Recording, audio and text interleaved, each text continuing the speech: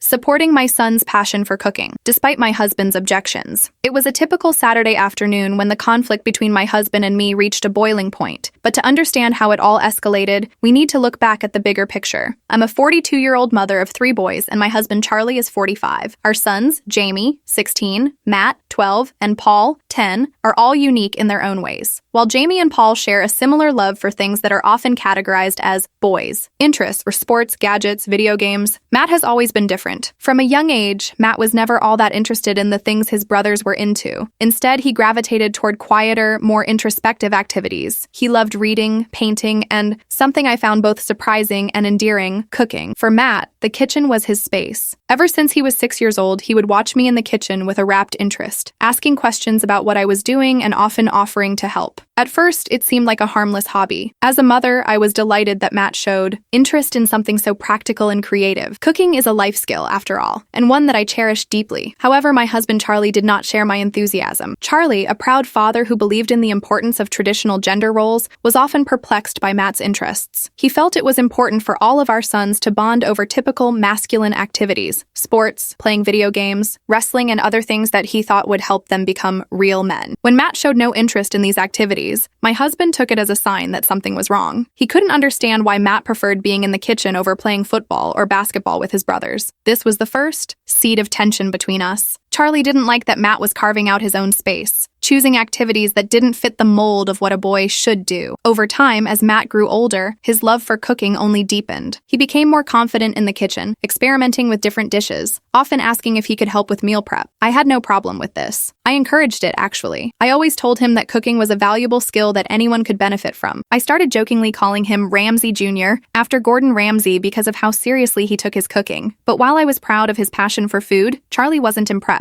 In fact, he started to make comments about Matt's choice to stay in the kitchen rather than play outside with his brothers. Charlie would say things like, "You should be out there with your brothers playing sports, not hanging out with your mom in the kitchen," as though Matt's time spent cooking was a problem. It didn't take long for Charlie to start making comments that were more direct and pointed. He began criticizing Matt for spending so much time on girly activities. He said that if Matt kept it up, he would never get any girls when he got older and that people would make fun of him for being soft. To be fair, I tried to balance things. I knew it was important for Matt to maintain a connection with his brothers, and I also recognized that my husband, in his own way, was trying to foster a bond between them. So we struck a compromise. Matt agreed to participate in the typical activities his brothers enjoyed once a week. He would play sports, go to the park with them, and even join in their video games. But the rest of the time, he was free to do the things he loved: reading, painting, and yes, cooking. This seemed like a fair middle ground for a while, but even with this arrangement, Charlie still couldn't understand why Matt didn't want to spend more time doing manly things. I started to feel a growing frustration every time the topic came up, as if my husband was unable to see Matt for who he truly was, a thoughtful, creative kid who was just following his own passions.